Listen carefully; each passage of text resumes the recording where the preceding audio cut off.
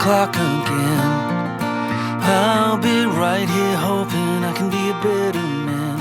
And if I And can. the new album is called Hell Breaks Loose. Why is that the title track?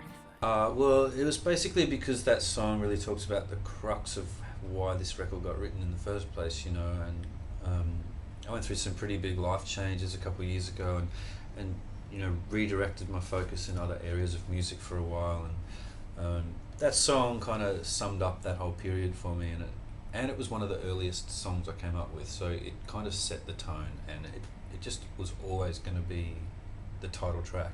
It was never anything else. There was no other option. Warren H. Williams, what influence did he have on the making of the album? Well, huge, and not just on the album, on me really. Like he's kind of become a bit of a, not just a good friend, but almost like a mentor to me, you know. And he's been trying for a long time to get me to come out. He lives in Alice Springs, but he's from a little place called Hermansburg, right in the Red Centre. And he's been trying for a long time to get me to come out there, and I think he recognised that kind of removal from my life and could give me some kind of perspective, you know, when everything else is tumultuous. And he took me there, and I hadn't written a song for 6 months, and in a week I wrote 3 for the record.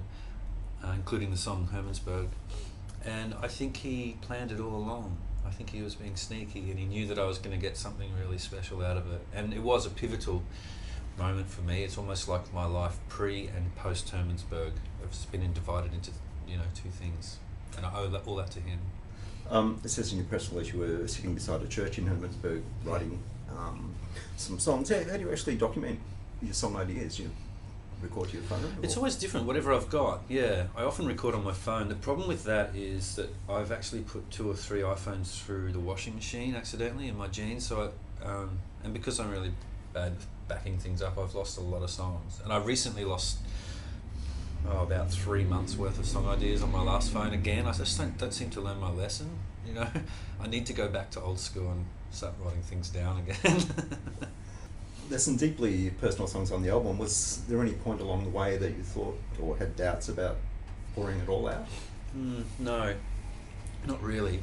With one caveat, is that I've never really edited myself or been worried about what people are going to take from a song or a record. Certainly not when I'm writing it. It's largely a cathartic process, you know, and I never really self-edit. The only time I did have a second thought on this album was with the song Single Fathers, and only because I wasn't sure once I wrote it if it would be taken in the right way, you know, like, because it could be misconstrued and mean something completely other than what I meant, and I wasn't sure whether that was wise or not. But then I decided that because I've never done that, I've never entertained those thoughts of self-editing before, or censoring what I was thinking when I was writing. I just decided I didn't want to start now, so I just kind of threw caution to the wind and went with it. Yeah, but that's probably one of the traits of country music, is that connection with the audience and Yeah. writing about stuff that they can relate to as well. I think so, and it's about honesty for me as a songwriter, and you know, and I don't just write songs for the purpose of playing them for other people. You know, I largely write songs for the process of me doing it. You know, and that song kind of became kind of special to me. You know, and I think now I've realised that it probably could be taken the wrong way, but I'm fairly certain now, if you put it in context with the rest of the album, that people will understand where it's coming from. You know, as long as it's in context with the rest of the record, and I think I'm glad I went with it. I'm glad. Yeah. You handed over production to Matt Fell. Yeah. Did you have to put yourself in a different headspace? Yeah. Well, I've been trying or wanting for years to get less involved on the production level in my own music. You know, I've always been heavily involved in it, right down onto the scientific structural level. You know, and this time, I mean, so much. I've just been wanting for a long time to find somebody that I can have enough faith in and share enough of a musical sensibility with, that I can let that control go.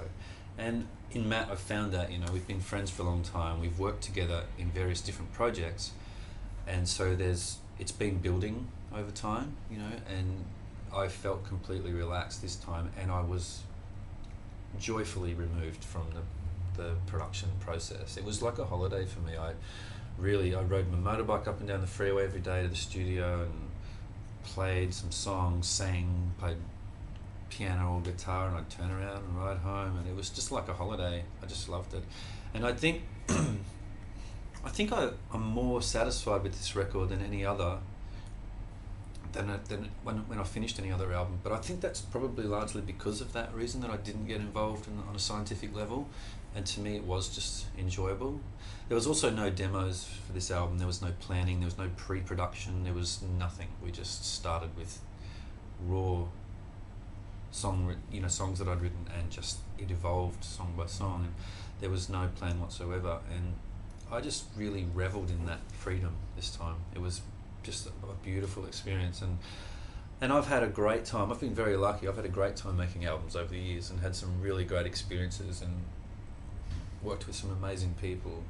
But this really took it to a new level, you know. And there was a few bucket list items for me with this record too. You know, I got Greg Lease to play on the record, you know, and I've been a fan of, like, he's one of my guitar playing heroes, you know, and I got him to play on the record, and did a duet with Rodney Crowell, you know, things like that I've been wanting to do for a long, long time, and finally had the right vehicle to make those things happen this time, and it all fell into place. So yeah, there was a lot of bucket list items crossed off with this one.